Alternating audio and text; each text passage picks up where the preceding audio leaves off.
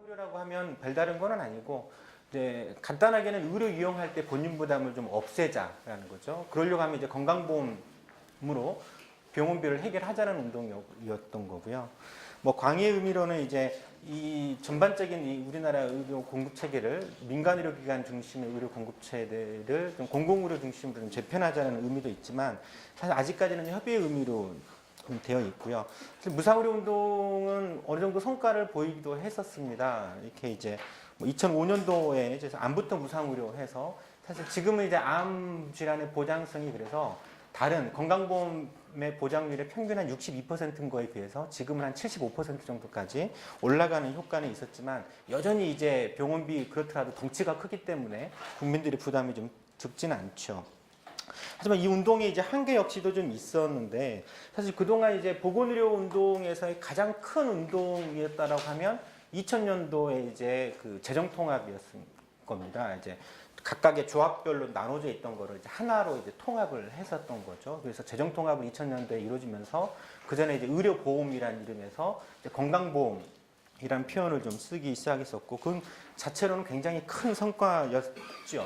하지만 이제 재정통합은 됐지만 여전히 건강보험 보장은 취약한 상태로 좀 있었고 이걸 어떻게 그 다음 단계로 이제 확대해 나갈 것인가라가 그것이 그 다음 운동의 과제였지만 실제 그 이후로는 주로 이제 기획재정부에서 워낙 세게 이제 의료 영리화를 추진하는 바람에 보건운동 진영에서도 계속 수세적인 의료 민영화 반대 이 운동에만 집중을 할 수밖에 없는 조건이었던 거죠. 또 이제 건강보험의 보장을 좀 확대를 하려고 하면 거기다 필요한 재원이 분명히 필요한 건데 이 재원을 어떻게 마련할 것인가에 대해서는 사실은 얘기를 하지 못했고 단순하게 이제 무상의료라고 하는 슬로건만 주장을 했었던 거죠. 그래서 구체적으로 실현할 수 있는 방법이 뭐냐는 거에 대해서는 사실 두루뭉실하게 넘어가고 그냥 무상의료만 외쳤던 문제가 있었던 거였고요. 또 이 운동을 하는 데 있어서 어떤 무상의료 운동을 하는 데 있어서 어떤 예전에 이제 재정 통합할 때 이런 이제 광범한 대중운동으로부터 이렇게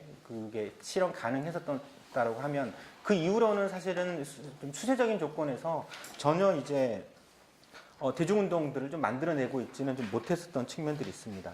또 이제 민주노동당에서 제시한 무상의료의 로드맵, 무상의료는 어떻게 하겠다라는 건데 우리가 정권을 잡으면 이렇게 하겠다 이런 거였지.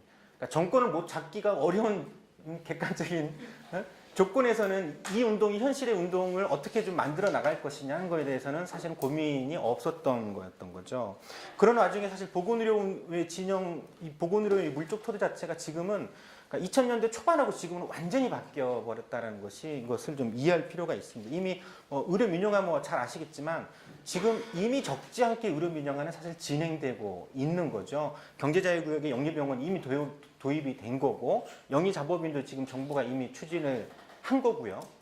그다음에 제주도라든지 이런 쪽에서도 이제 영리병원이라든지 이런 게 계속 설립 얘기가 좀 나오고 있는 상황인 거죠. 이제 국민들의 절반 이상은 사실상 사보험으로 무상의료를 이미 실현을 하고 있는 상황인 거죠. 그래서 이런 조건 자체가 이제 물적 토대가 많이 좀 바뀌고 있는 상황이다라는 것을 좀 말씀을 그래서 이런 현재 보건의료의 어떤 물적 토대 자체가 많이 바뀌었다라는 거고 무상의료 자체는 이미 이제 시장에 사보험을 구매하는 형태로 이미 실현을 하고 있는 국민들이 많다. 물론 대신에 엄청나게 많은 건강 그 사보험료를 지출하는 조건에서 지금 되고 있는 상황입니다. 이런 조건에서 지금 이제 2010년도에 사실 건강보험 하나로 운동이라고 하는 게 시작된 거예요. 그러니까 이제 민간의료보험이 굉장히 팽창하고 있고 보건의료의 상황 자체가 완전히 바뀌는 상황 속에서 계속 수세적으로만 돼 있다가는 의료 민영화 추진 상황을 좀 약간의 그러니까 지연을 시킬 수 있지만 근본적으로 막기는 어렵다. 그래서 근본적으로 막기려고 하면 건강보험을 강화시켜야 되는 거고 이걸 기존에 이제 건강보험 재원이라는 문제에 대해서 이걸 어떻게 할 거냐. 그래서 그 사회연대적인 보험료 인상이 필요하다.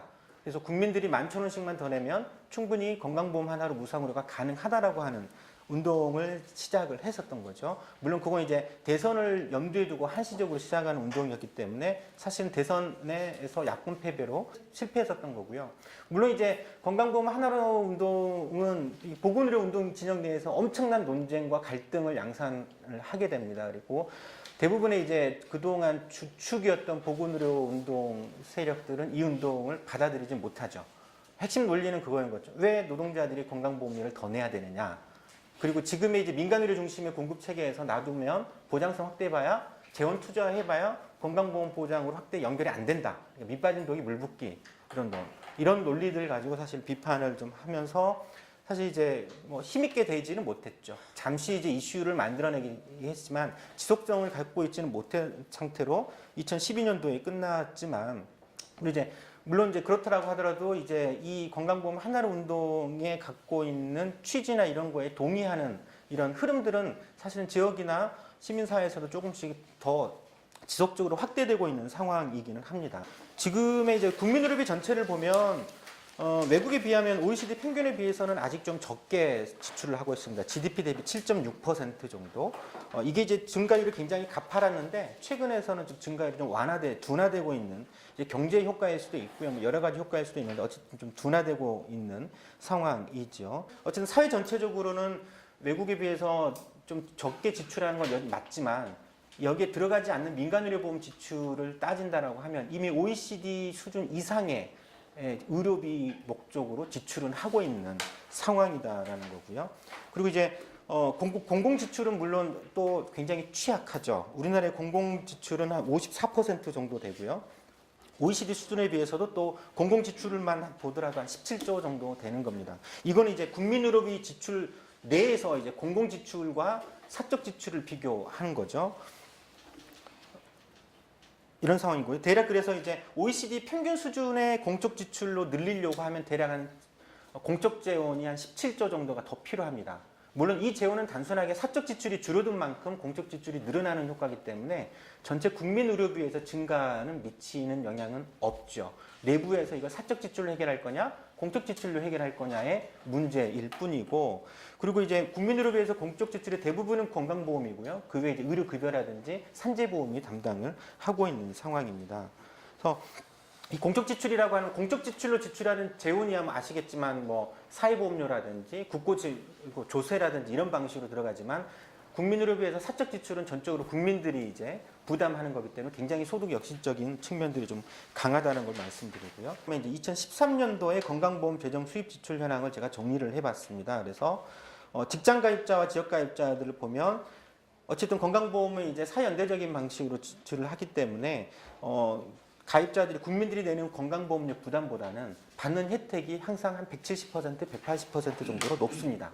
그 이제 지역 가입자 역시도 마찬가지입니다. 근데 이제 지금 부가체계 개편에서 좀 들어보셨겠지만, 근데 이제 지역 가입자들 같은 경우에는 상대적으로 직장 가입자들 중에서 직장 가입자들보다 소득이 굉장히 낮은 저소득층이 집중되어 있는 경우가 지역 가입자로 되어 있기 때문에 단순하게 보면 효율 형평성 차원에서 별 차이가 없는 것 같긴 하지만 실제 지역 가입자의 건강보험료 부담은 이 중에 적어도 3, 4조 이상은 좀 경감을 해줘야 되는 것이 좀 맞죠.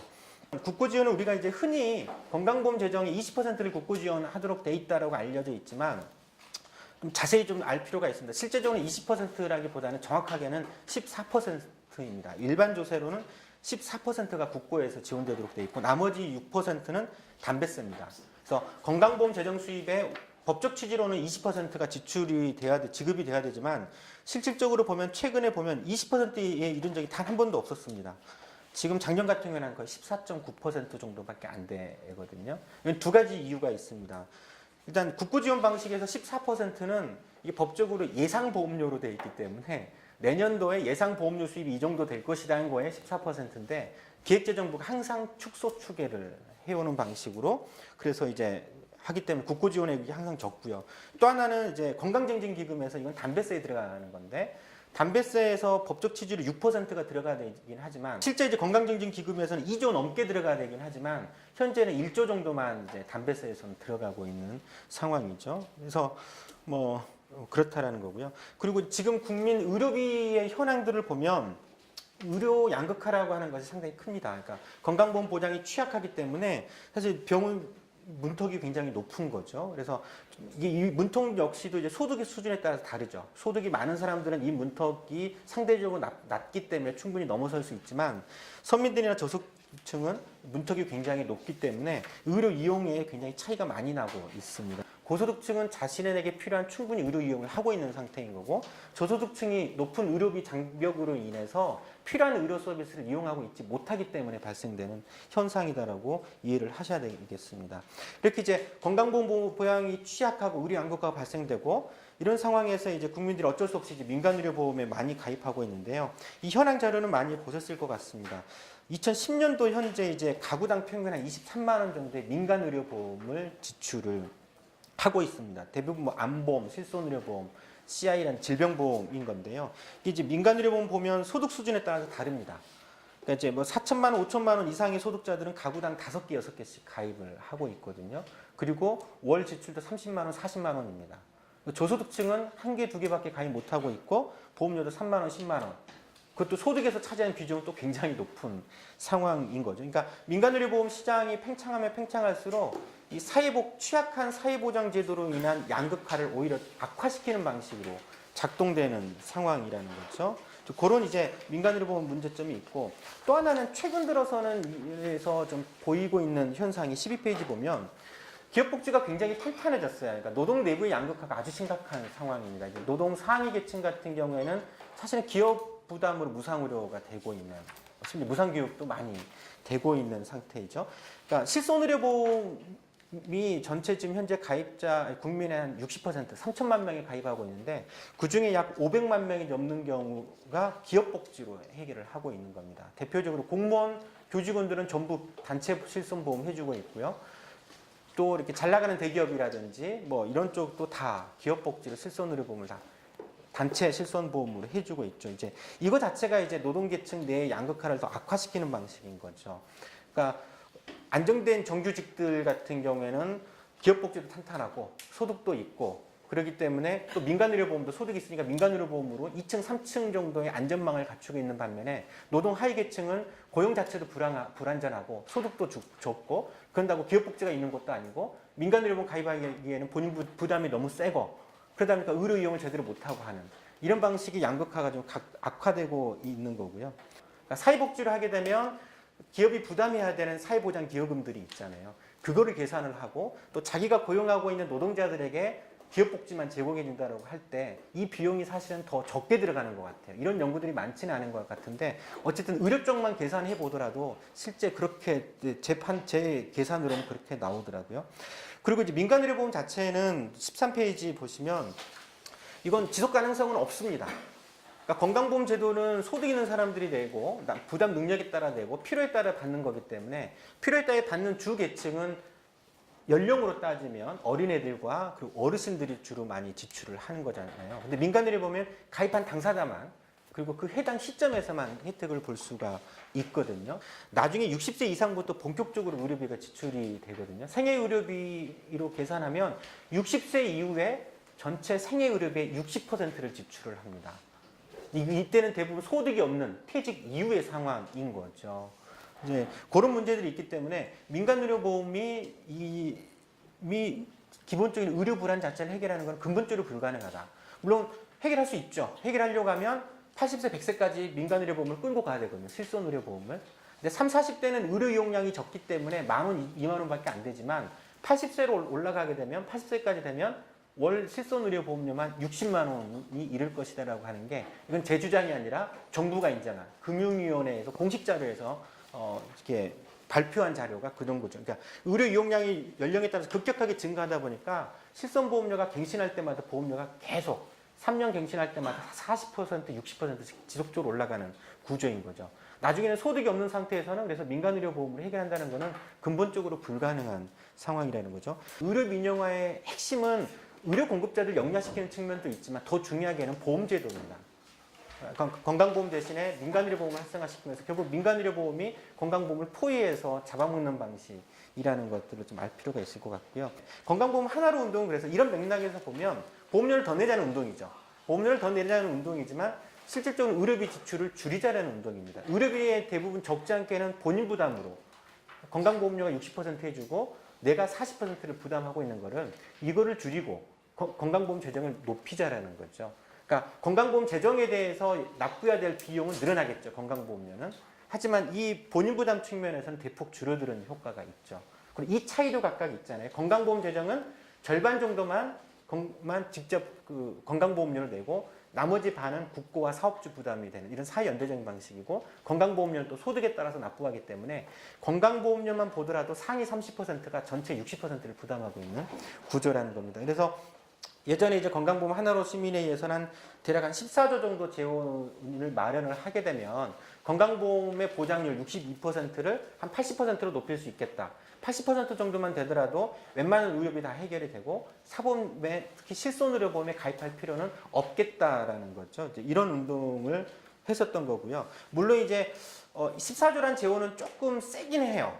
하나로 시민에서는 제가 볼 땐 좀 세게 정리한 거예요. 왜냐하면 지난 대선 전에 건강보험공단에서 실천적 건강복지 플랜이라는 거에서 거기서도 똑같이 건강보험 재정 80%를 목표로 할 때 건강보험공단 추계로는 11조 추계를 했어요. 연 11조 정도면 충분하다라고 했었는데 하나로 시민회에서는 14조, 좀 더 많습니다. 그 이유는 왜냐하면 연간 100만 원 상한제, 100만 원 상한제를 좀 엄격하게 적용하겠다라는 거하고, 또 하나는 이제 기존의 건강보험의 보장에 들어가지 않았던 간병 서비스를 좀 급여하는 방식이고, 또 하나는 1조 원 정도는 이제 저소득층 건강보험료 지원, 저소득층뿐만이 아니라 영세사업장도 사업주가 부담 능력이 없는 사업주들이 적지 않기 때문에 지원해주는 방식으로 들어갔기 때문에 그런 거죠. 그래서 15페이지 보시면, 그래서 14조 정도의 재원을 확충을 하더라도 국민들이 다 하는 건 아닙니다. 14조 중에서 한 6.5조 정도만 국민들이 부담하고 나머지는 이제 사업주가 한 4.4조 정도, 국고 지원이 3.3조, 이건 사후정산제를 한다라는 가정하에 저희가 추정을 했었던 거고, 6.5조였기 때문에 이걸 전체 국민의 5천만 명으로 나누니까 월 11,000원이 나온 겁니다. 이렇게 되면 어떤 효과가 있냐? 건강보험 재정이 늘어나겠죠. 현행 44조 정도에서 57조로 늘어날 겁니다. 13조 정도가 늘어날 거고, 그럼 본인 부담은 13조 정도가 줄어들겠죠. 국민들의 부담은. 위에 본인 부담에서 27조였던 거는 여기에는 이제 가계 파탄이 발생되는 수백만 원, 수천만 원 의료비가 있겠지만, 밑에에서는 본인 부담 14조에서는 대부분 100만 원, 연간 100만 원 이상의 부담은 거의 없는, 몇만 원, 몇십만 원 정도의 부담만 하는 거겠죠. 우리 본인 부담은 줄어들고 건강보험 재정이 늘어나지만, 보시면 부담은 13조가 국민의 입장에서는 본인 부담 지출이 줄어들지만 내는 부담에는 한 6.5조 정도만 추가적으로 내면 되는 거예요. 그러니까 50원 내고 100원을 더 받는 구조인 거죠. 사회연대적인 방식으로 되기 때문에. 근데 여기에 이제 사보험 지출에서 실손보험 지출이 사라지게 되는 겁니다. 그러니까 민간보험 재정의 한 40조 정도 중에 반은 실손보험 목적으로 지출되고 있습니다. 물론 실손보험 특약보험료만 따지면 한 4조 정도밖에 안 돼요. 여기 4조 정도밖에 안 되는데, 문제는 보험사에서 영업은 이런 틈바구니가 있으면 실손보험 가입하겠다 그러면 보통 30, 40대에서는 만 원, 2만 원이면 되거든요. 근데 보험사에는 절대 1, 2만 원에 안 팔죠.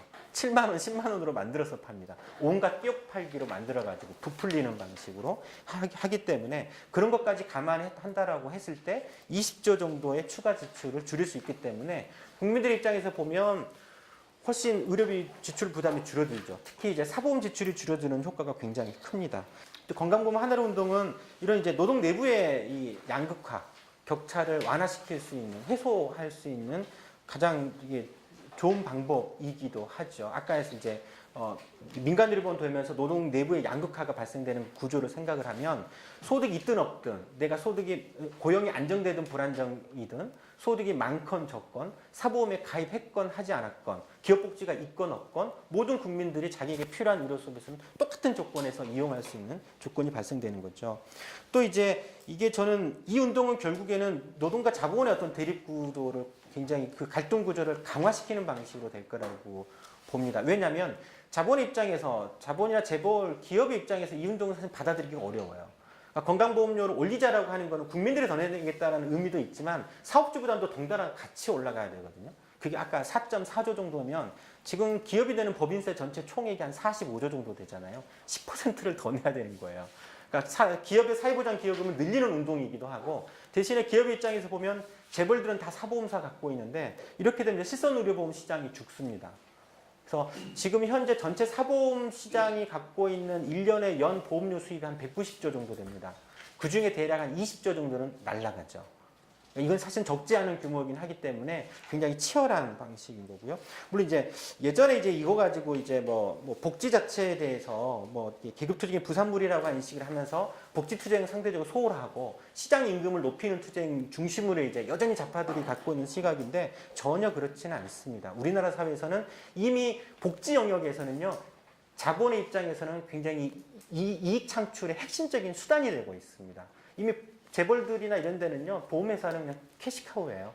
현금 수익을 바로 가질 수 있는, 그리고 당장 지급 안 하고 쌓아둬서 자기의 재벌 순환 출자 구조를 유지할 수 있는 핵심이 이런 보험사이거든요. 그리고 이제 뭐 이건희 회장 같은 경우에도 아직은 사망 신고가 안 됐기 때문에 이건희 회장이 1년에 연간 주식 배당으로만 1,600억 정도를 주식 배당으로 받는데요. 그 중에 800억을 어디서 받냐면 삼성생명에서 받고 있습니다. 삼성생명의 지분 20조 가지고 20% 가지고 있군요. 가지고 있거든요. 에버랜드가 또 20% 가지고 있고 뭐 그런 상황이다라는 거죠. 그래서 건강보험 하나로 운동이 사실 그동안 이제 여러 논란들이 있고 그런 논란이 있다는 걸 아실 거예요. 그래서 건강보험료 폭탄론 지난 대선 때 이제 야권에서 이제 그 민주당이 산무 일반 정책을 내왔을 때 이 무상의료 정책에 대해서 이건 건강보험료 폭탄을 유발한다고 여기 저희는 이제 14조 정도였고 그때 민주통합당은 황당하게도 재원을 더 줄였어요. 8조 주면 된다라고 그랬었는데 그때 이제 새누리당은 무슨 8조 14조 택도 없다. 36조 최소 28조에 36조 많게는 64조까지 들어갈 것이다라는 비판을 했는데요. 그게 이제 무상의료를 하게 되면 의료 용량이 급격하게 늘어날 것이다라는 논리였거든요. 근데 사실은 그렇지는 않습니다. 그러니까 이게 이제 의료 서비스 자체는 가격 비탄력성이 굉장히 커요. 그러니까 이게 연구에 의하면 미국의 가장 이제 유명한 연구가 랜드 연구에서 실제 이제 건강보험 실험을 한 적이 있었는데 그때 이제 이본이라든지 외래 같은 경우 보면 가격 탄력도는요 한 0.14에서 뭐 최대 0.3 정도밖에 안 나와요. 지금 담배 가격에 저번에 이제 추계했을 때 가격 탄력소가 그게 3.3인가 4.3인가 아마 그랬었거든요. 그거보다 훨씬 낮은 수준이기 때문에 실제 이제 건강보험 재정 지원이 그렇게 늘어나지 않습니다. 그래서 제가 추계했을 때는 대략 한 2조 정도는 추가적으로 들어갈 소지가 있다라는 측면인데 문제는 이런 도덕적 해이라고 해서 늘어나는 게 그럼 왜 늘어나냐는 것도 중요하거든요. 왜 의료 이용량이 늘어나냐? 두 가지가 있습니다. 하나는 긍정적인 효과가 있고 부정적인 효과가 있는데 긍정적인 효과는 뭐냐면 이거 둘 다 도덕적 해이 개념으로 들어가긴 하는데요. 미충족 의료 서비스가 늘어나는 거예요. 앞에서 했지만 기존의 저소득층 같은 경우에는 높은 의료비 장비업으로 인해서 의료 이용을 못 하고 있는 거거든요. 근데 이제 이거를 무상의료를 하게 되면 의료 이용을 하겠죠. 그 사람들이 새롭게 의료 이용을 하게 되는 거는 추가적으로 재원이 들어가는 측면들입니다. 그러니까 이거는 당연히 바람직한 거죠. 되게 바람직한 거고요. 앞에서 이제 제가 표에서 해놨지만 20분위로 나눴을 때 저소득층일수록 의료 이용량이 더 적어요. 이게 더 늘어나는 효과, 고소득층처럼 늘어나는 효과가 있습니다. 고소득층에서 늘어나는 효과는 별로 없고요. 보장성이 확대되면 저소득층의 의료 이용량이 늘어나는 효과가 있습니다. 그래서 의료 양극화 자체가 해소하는 비용으로 판단을 하셔야 되고요. 물론 또 하나는 과잉 진료는 늘어납니다. 왜냐하면 이제 민간 의료기관들이 많고 그러기 때문에 이게 무상의료다라고 하면 이게 이제 돈을 벌려고 하는 의료기관들은 적극적으로 이제 검사나 이런 걸 남발할 수가 있죠. 이런 과잉 진료는 분명히 늘어나는 겁니다. 근데 문제는 이 과잉 진료는 당연히 통제가 가능합니다. 우리가 기존에 이제 의료기관들이 돈을 벌는 방법에서는 뭐냐면 핵심이 비급여거든요. 비급여는 의학적 타당성이 없는데도 불구하고 막 지 마음대로 한단 말이죠. 이건 근데 그동안 건강보험공단에서 통제가 안 되던 대상이었어요. 근데 이제 이게 비급여를 전면 급여하겠다라는 거기 때문에 기존에 이제 통제 안 되던 비급여가 통제 영역으로 들어오는 거거든요. 건강보험 통제 영역으로. 그러니까 오히려 비용 통제할 수 있는 가능성이 더 커지는 겁니다. 그리고 건강보험공단의 기본적으로 의료공급자 규제요, 역할이. 통제하고 규제하는 게 기본적인 역할이기 때문에 과잉진료 문제는 당연히 하겠죠. 하는 만큼 공단도 역시도 규제를 같이 맞물려 들어가기 때문에 그거는 상쇄되는 거고요. 또 보장성 우리가 논의를 할 때는 당연히 재정 중립의 원칙으로 해야 되는 겁니다. 이만큼 재원을 확대할 테니까 여기에 맞게끔 보장성 확대로 들어가야 된다는 걸로 합의를 해야 되는 부분들이기 때문에 과잉 진료라는 측면에서는 오히려 문제가 되지는 않는다라는 거고요. 물론 이게 보수 쪽의 이게 비판의 논리인데 진보 쪽의 논리도 이와 사실은 맥락이 거의 비슷합니다. 건강보험 재정이 늘어나는 것 결국에는 국민들이 쓰는 거거든요. 건강보험 하나로 방식에서 50원을 더 내지만 받는 혜택은 100원으로 돌아오는 혜택이 분명히 있는 거죠. 결국 국민들한테 지출이 되기 때문에 이건 노동자들이 더 많이 내는 건 아닙니다. 전체적으로 보면, 계급적으로 보면. 근데 문제는 상위 노동계층은 더 내죠. 왜냐하면 이미 무상의료를 하고 있지 않습니까? 이걸 건강보험을 하게 되면 소득도 있기 때문에 건강보험료 부담이 더 늘어나죠. 받는 혜택은 별로 기존과는 별 차이가 없는, 밑바닥 물붓기도 보수 쪽에 이제 건강보험료 폭탄 논리하고 똑같은데 전혀 그렇지는 않다라는 거죠. 오히려 비급여 자체가 통제될 수 있는, 드디어 이제 통제가 가능한 구조로 들어오기 때문에 맞지는 않는다. 또 하나는 이제 뭐 공공의료기관이 지금 10%도 안 되는데 민간의료기관이 중심인 상태에서 해봐야 또 이게 밑빠진 독이다, 이런 논리도 성립은 되지는 않습니다. 공공의료가 확대되지 못하는 핵심 이유는 건강보험 보장이 취약하기 때문에 그렇습니다. 정확하게 보면은요, 공공병원이 적자인 이유는 보험 수가가 저수가 때문에 적자가 나는 겁니다. 그러니까 우리나라 의료기관에서는 정상적인 교과서적인 진료를 한다라고 하면 어느 병원이든지 의료기관이든지 재정 파탄이 나지 않는, 망하지 않을 병원이 없을 정도로 사실은 저수가예요. 근데 의료기관들은 보험수가의 저수가를 뭘로 보상받느냐면 과잉진료로. 보험수가를 계속 의료 이용량을 늘리는 거죠. 약도 이틀, 3일밖에 안 주고. 과잉진료로. 또 하나는 비급여를 남발하는 걸로. 그 비급여는 엄청난 고수가를 받고 있는 거죠. 병실에서 보면 생활공간은 6인실이나 2인실이나 별 차이는 없는데 2인실이라는 이유만으로 뭐 15만 원, 20만 원씩 더 받는 거잖아요. 이건 말이 안 되는 거거든요. 그리고 특징료라든지 이런 것도 그렇고 보험수가형에서는 저기 원가 보존율이 한 70% 정도밖에 안 됩니다. 연구에 가면. 근데 비급여 수가는 거의 200%인 거예요. 근데 우리가 이제 건강보험 보장을 확대하라고 할 때는 이 비급여 현은행 수가를 그대로 인정을 해주겠다라는 거죠. 그 재정 중립화해서 이만큼을 급여화로 해주되 대신에 이제 보험 수가, 기존의 이제 저수가에서 보험 수가는 정상화, 수가 자체가 정상화되는 효과가 있습니다. 그래서 의료기관 입장에서는 수입은 변화는 없는 거죠. 저수가를 그동안 비급여 수가를 보존해왔던 거를 이걸 다 그냥 건강보험 급여화하고 거기에서 정상적인 수가로 받는 거기 때문에 오히려 의료 공급 체계나 이런 거를 정상화시킬 수 있는 측면들이 있다라는 것을 말씀드리고 싶고요. 정치 전략에서 보면 건강보험의 게임의 룰을 좀 보실 필요가 있습니다. 이게 저는 굉장히 핵심이다라고 보는데요. 다른 과제들은 대부분 국회 입법 과제인데요. 건강보험 보장성과는 이건 국회의 역할이 전혀 없습니다. 무슨 법을 바꿔야 될 이유가 하나도 없어요. 그냥 건정심이라고 하는 사회 합의적인 구조가 있습니다. 거기에서 야 그래 우리가 재원을 더 마련할 테니까 이걸로 보장성에 쓰자. 비급여 다 급여하자. 해가지고 통과시키면 끝인 거예요. 국회 역할이 전혀 없는 거죠. 이게 이제 이 구조를 좀 보셔야 되는데 21페이지 보면 현행 건강보험은 유연이 25명입니다. 그래서 각각의 8대 8대 8 구조로 되어 있습니다. 가입자 8, 공급자 8, 공익 8로 이루어져 있는데요. 이 내부의 이해관계가 지금은 너무나도 복잡하고 서로 다 이해관계가 다 달라요. 그러다 보니까는 이 사실상 사회적 합의 구조인데도 불구하고 사회적 합의가 전혀 이루어지지 않고요. 그냥 정부가 정책 발표하면 그냥 거의 무사 통과하는 방식으로 민주노총이나 한국노총은 비판 좀 하고 그다음 퇴장하거나 기권하거나 반대하거나 하더라도 이제 정부 정책이 그대로 통과시키는 방식으로 가고 있죠. 그래서 이거를 이해관계를 저는 좀 세 개로 좀 나눈다라고 하면 일단 무상의료를 지향하는 진보 진영과 그 다음에 이제 무상의료 비판적이고 의료 공급자 자신들의 이해관계에 주로 관심 있는 의료 공급자, 그 다음에 의료 민영화를 추진하려고 하는 자본과 정부 이렇게 이제 세 개 진영으로 좀 나눠서 좀 볼 필요가 있는데 문제는 이 속에서의 진보 진영은 굉장히 소수인 게 사실이에요. 지금은 뭐 민주노총, 한국노총, 뭐 중소기업 중앙회 정도가 좀 합류하고 있고 시민단체나 이런 것도 예전에 경실련이었다가 이명박 때 다 바뀌었고 이 건정심 구조에서 진보 진영이 취하는 포지션이 지금은 자본 쪽하고 이해관계가 맞물려져 있다라는 거예요. 그러니까 왜냐하면 진보 진영은 보장성 확대해라 주장을 합니다. 주장을 하는데 어떤 문제가 있냐면 보장성을 확대해라 무상으로 하자라고 하면 그럼 재원이 있어야 되지 않습니까? 정부는 그래 좋아 할 수 있는데 돈이 있어야지. 돈 더 낼 거야? 라고 하면 꿀먹은 벙어리가 되거든요. 민주노총이나 한국노총이. 거기에 대한 방식은 없어요. 그리고 주장을 하면 어떤 주장을 하냐면 국고지원율을 높여라. 사업주 부담금을 높여라라고 주장을 하는데 근데 그 순간 그 과제는 건정심에서 논의할 과제가 아니에요. 그건 입법 과제인 거죠. 국고 지원율을 현행 법 취지의 20%를 30%로 높여라. 이건 국회에서 법을 바꿔야 될 문제지 건정심에서 논의할 문제가 아니라는 거죠. 사업주 부담률을 5대5에서 4대6으로 바꾸자. 이것도 국회 입법 문제인 거지 건정심에서 논의될 문제가 아니라는 거죠. 근데 그런 제기해봐야 건정심에서 논의될 게 아닌 거죠. 그냥 명분으로만 삼고 넘어가는 겁니다. 그러니까 건강보험료를 내는 거를 노동계나 진보 쪽도 반대하죠. 똑같이 반대하는 게 자본도 반대해요.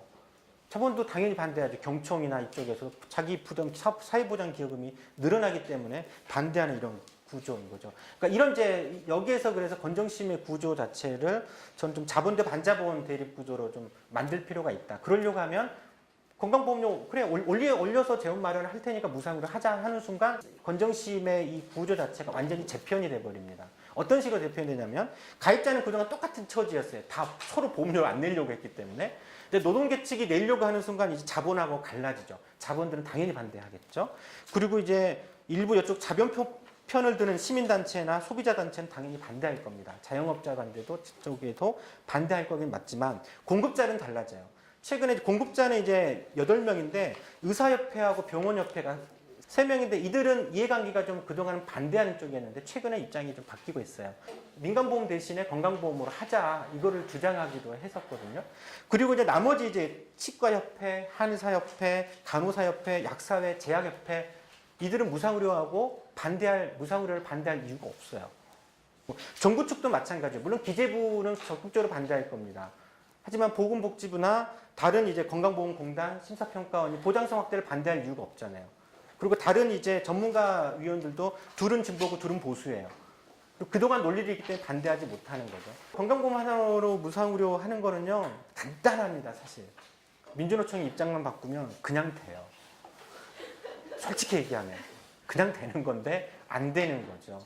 시민운동은 그냥 의제를 제기하는 것, 이슈화 시키는 게 목표잖아요. 갈등을 해결하고 실제 실현시키는 거는 정치의 영역이라는 거죠. 그것까지 이제 포괄하는 이슈도 제기하면서부터 갈등 조정도 하고 실제 실현시켜내는 것까지 좀 정당히 정치가 좀 주도하는 운동으로 좀 만들어갈 필요가 있겠다라는 거고요. 지금 현재 제가 이 건강보험 하나를 운동에 우호적이고 지지하는 단체를 써놨습니다. 이들은 이제 거의 바로 같이 할 수 있고 아직 좀 비판적인 단체들도 있지만 사실 반대했던 논리 자체가 워낙 좀 빈약하고 그러기 때문에 저는 크게 문제되지는 않는다. 이 논란을 조정을 하기 위해서 모든 이 진영의 설득을 받기 위해서 우리가 멈칫거릴 필요는 저는 전혀 없다라고 좀 생각이 좀 들고요.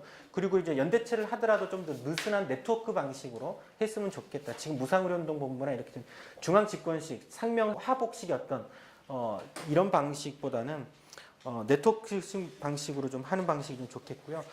당내에서는 좀 이후에 내년 정도나 이런 거 이제 시민사회에서 당내 지역에서 같이 활동하면서 국회에서는 좀 국회 포럼이나 이런 걸 좀 조정을 좀 만들었으면 좋겠다는 생각도 좀 하고는 있습니다. 왜냐하면 현행 공정심이 사회적 합의기구임에도 불구하고 아직은 사회적 합의기구로서의 제대로 역할을 못하고 있는 것이 현실이기 때문에 이 외곽에서의 사회적 합의라는 것들이 좀 필요합니다.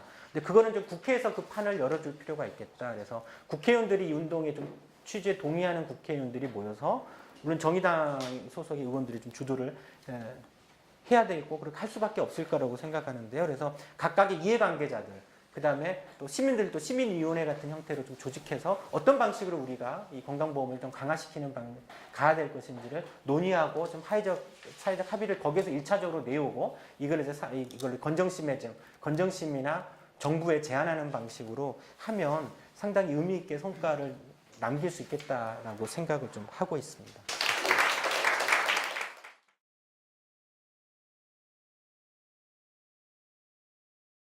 지금 대표적인 비급여가 3대 비급여라고 하는 게 선택진료비, 그 다음에 상급병실료, 그 다음 간병료인데 간병료를 포함했을 때 전체 비급여의 60%를 현재 차지하고 있습니다. 그랬을 때 선택진료비는 당연히 없애는 거죠. 개념상으로는 급여하지만 사실은 없애고 지금 정부도 이제 로드맵을 밝힌 것이 선택진료비는 없애되 이거를 다른 수가로 보존해 주는 거죠. 다른 수가를 상향시키는 방식으로요. 그 상급병실료도 그런 방식으로 추진이 되고 있는 거죠. 물론 1인실까지 다 없애기는 좀 어려울 겁니다. 특실이나 이런 비급여로 일부가 좀 잠존 하겠지만 대부분의 90% 이상은 그래도 이제 보험 적용이 되는 병실이 될 거고요. 간병 서비스도 간병사를 그대로 유지하는 속에서 이대 보험 적용해 주는 방식이 아니라 사실은 간병제도는 사라지는 겁니다.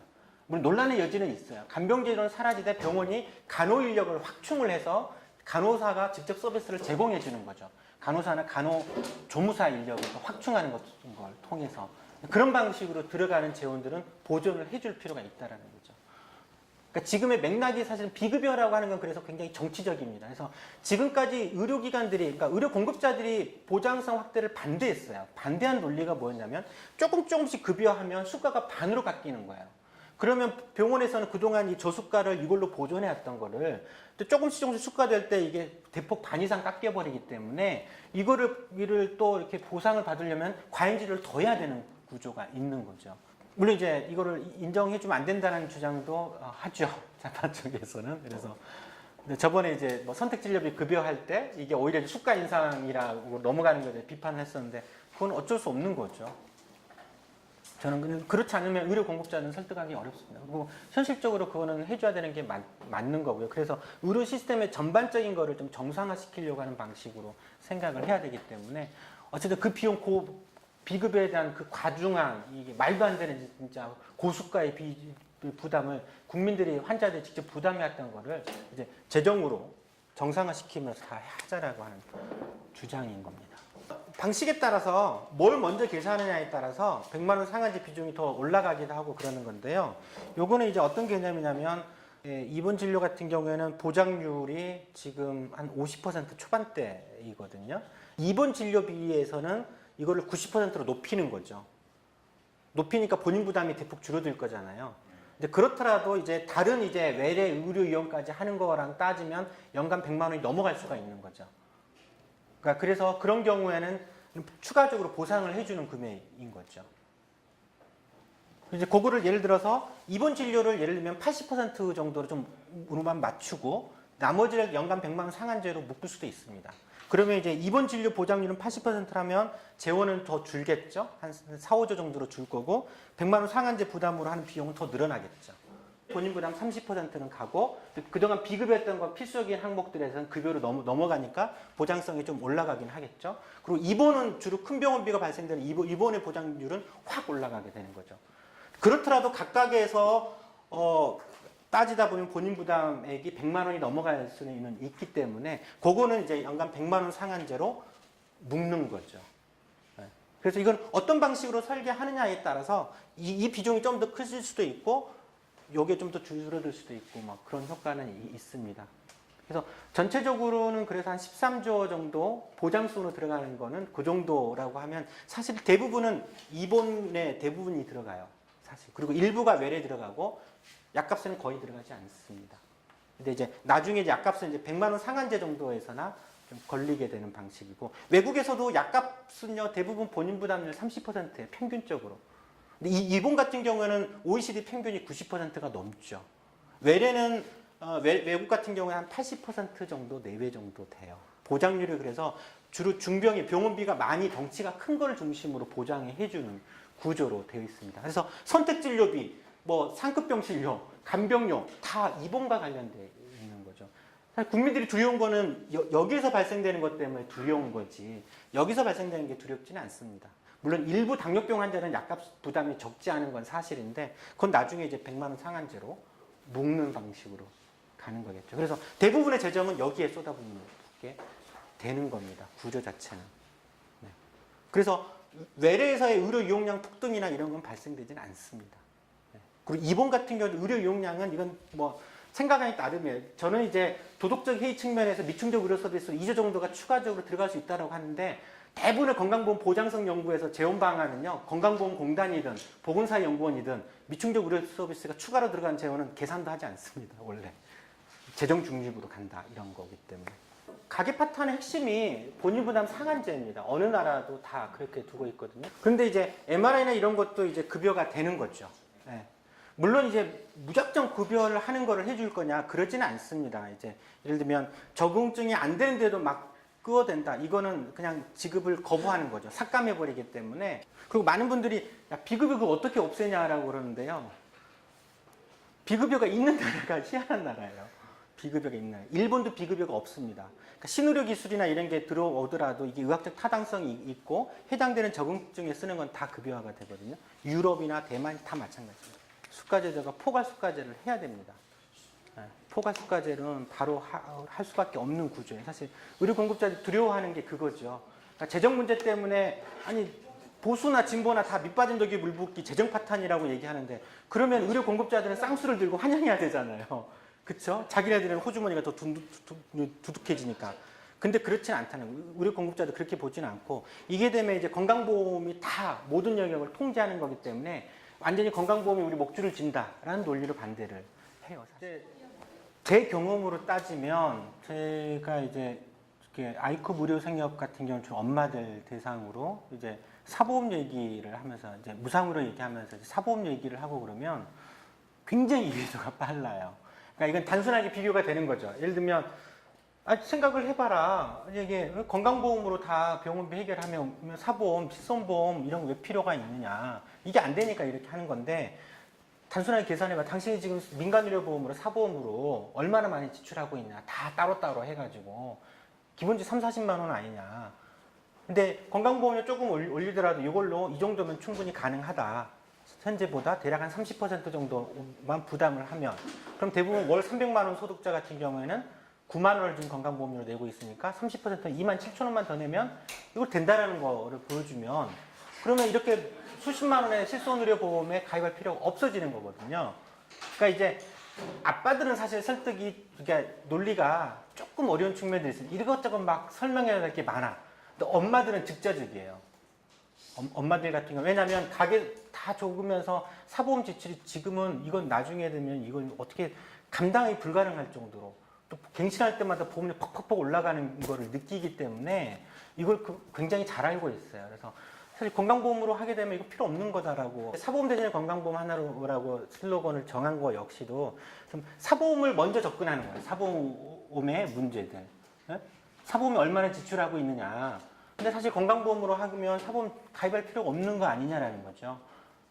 아주 손쉽게 그런 논리들이 좀 가능하죠. 물론 이제 그 다음에 좀 궁금증이 들어가면 이것저것 뭐 물어보면 다 설명을 해줘야 되는 거긴 하지만 기본적으로는 사보험으로 해결하는 것이 사보험보다는 건강보험 해결하면 얼마든지 가능하다. 건강보험 재정을 좀 확충하면 이런 논리들이 제가 느낄 때는 오히려 좀 되게 깔끔한 그래서 물론 이제 제 앞에서 이제 사보험도 이해하는 것도 조금 어렵긴 한데요. 나중에 이제 핵심으로 사보험 설명을 할 때는 뭐냐면 실손보험이 가장 손쉬워요. 당신 실손보험 얼마 들고 있냐? 갱신할 때마다 보험료 퍽퍽 오른다. 그거 3년 만에 이 정도 올랐는데 100세 보장인데 100세까지 갱신하는 거다. 그거 계산해 해봐라. 나중에 얼마나 되나. 정부도 80세가 되면 60만 원 된다는다. 이게 말이 되냐? 나중에 노후에는 소득도 없는데 어떻게 되냐? 나중에 다 해약할 수밖에 없다. 그런 워낙 많이 해약해보고 가입해보고 이런 경험들이 있기 때문에요. 예를 들면 사보험 가입 안 한 사람들은 또 이렇게 일부가 있긴 있으니까 이런 사람들은 당연히 혜택 부분을 강조해야 되긴 한데요. 저는 이제 그래서 이게 사실 많은 정보가 제공이 돼야 됩니다. 실질적으로 이렇게 심지어 건강보험 구조조차도 이해 못하신 분들 워낙 많기 때문에 이런 것들을 일목요연하게 적어도 그러니까 길거리에서 홍보를 하더라도 딸랑 한 장 해가지고 설명받는 것이 아니라 좀 크게 해가지고 이 내용에 대해서 이해할 수 있도록 사보험과의 비교 문제, 그 다음에 이제 우리가 어떤 혜택을 누릴 수 있는 건지 뭐 등등 해가지고 좀 손쉽게 뭐 인포그래픽 같은 형태를 좀 사용을 해가지고 쉽게 좀 다가갈 수 있도록 설명을 해야 되겠죠. 그리고 어쨌든 이 운동은 그냥 즉자적으로 우리 운동에 지지하는 국민들을 확보하는 것보다는 이 운동에 조금 더 자세한 내용의 취지를 이해를 하고 했을 때 그게 좀 더 강고한 지지가 된다라고 생각을 하거든요. 사실 안 그러면 지역에서 서명만 하더라도요. 무조건 서명 동의해주는 사람들이 있어요. 하면 그게 이제 기본적인 시민의식이라고 생각을 하고 내용 보지도 않고 근데 그렇게 서명 많이 받는 것보다는 이 운동을 이런 취지로 하고 있고 이건 내용을 좀 더 자세히 대중들에게 설명을 하고 그럴 수 있도록 하면서 그래야지 좀 더 우리의 지지자가 좀 되는 거 아니에요. 일단은 이 운동은 뭐 의료민영을 반대하는 운동은 아니고 건강보험을 실질적으로 강화시키자는 운동이거든요. 그래서 이걸 어떻게 강화시킬 것이냐라는 거에 초점이 있는 거예요. 그걸 실제 강화시키는 데까지 가겠다. 우리 정의당이 앞장서서 끌고 가겠다라고 하는 운동이기 때문에 그래서 저는 이제 서명을 받더라도 뭐 이렇게 서명 중심으로만 할 필요는 없겠다라는 생각이 좀 드는 거예요. 그래서 이런 내용들을 가지고 이거는요, 사실 서명 받고 눈 휙 지나가고 끝날 정도로 해서는 저는 좀 부족하다라는 생각을 해요. 사실 이 운동은 진짜 지역 주민들 찾아가면서 자료하면서 적어도 5분, 10분씩 정도는 얘기도 들어보고 그렇게 해야 되는 운동. 그렇기 때문에 이거 뭐 짤막하게 한두 달 해야 되는 운동이 아니라 저는 내후년 총선 대선까지 그래서 적어도 내년 초부터 시작을 해서 1년 이상 끌고 가야 되는 적어도 2, 3년 정도는 해야지 성과를 남길 수 있는 운동으로 저는 생각을 하거든요. 그래서 서명 100만 명 서명이라고 하는 거는 이 자체가 목표는 아닙니다. 이거 해가지고 어디다 쓰겠습니까? 이거 총괄할 목적도 아니거든요. 나중에 할 수 있죠. 나중에 이만큼 많은 국민들의 지지를 모았다라고 하는 거를 통해서 때로는 민주노총의 압박도 할 수도 있고 건정심 압박도 할 수도 있고 정부나 국회 이런 제시도 할 수 있겠지만 이 서명 자체가 저는 목표는 아니다. 라는 생각을 좀 갖고 있어요. 그래서 얼마나 우리의 내용들을 지역 주민들에게 알리고 우리 지지로 끌어내느냐 이런 의미의 종이를 받게 만드느냐라는 거죠. 그리고 역시 이건 한번 이 내용을 알고 실제 이제 저희가 자료도 나중에 좀 제작하고 그래서 지역 주민들하고 직접 만나서 얘기를 해본다라고 하면 좀 느낌이 좀 올 것 같아요. 물론 뭐 100%다 동의는 하진 않을 겁니다만은 실제 보면 많은 국민들이 이 사보험 고민들이 커요. 그리고 지금 이제 방송사나 이런 데에서 뭐 소비자 고발이라든지 뭐 이런 데에서 계속 사보험의 문제, 사보험 때는 지금 국민들이 굉장히 사실 많이 뿔나 있거든요. 이걸 잘 모르는 사람들은 난 사보험을 했으니까 뭐 2, 30만 원 내도 좀 될 거라고 생각을 하지만 이게 아니에요. 사실은 전혀 그렇지가 않기 때문에 그런 부분들도 그래서 사실은 좀 사보험에 대해서는 지금 간단하게 넘어갔지만 조금 더 구조나 이런 내용들을 좀 잘 알아야지 이게 얘기를 할 수 있거든요. 어떤 사보험에 가입하고 있는지, 그 사보험에 대해서 지금 어떻게 알고 있고, 어떤 문제의식을 느끼고 있고, 이런 교육들에서 충분히 좀 이루어질 필요는 있습니다. 그래서 저는 일단 대중들에게 접근할 때는 뭐 다른 어떤 혜택도 필요하지만 그것도 얘기를 해야 되겠지만 그걸 중심으로 하는 것보다는 민간보험에 얼마나 지금 부담을 하고 있느냐. 사실 건강보험으로 하면 이거 할 필요 없는 거다. 그래서 우리는 이렇게 하면 건강보험으로 다 해결할 수 있다. 그때는 바로 사보험 해약하면 된다.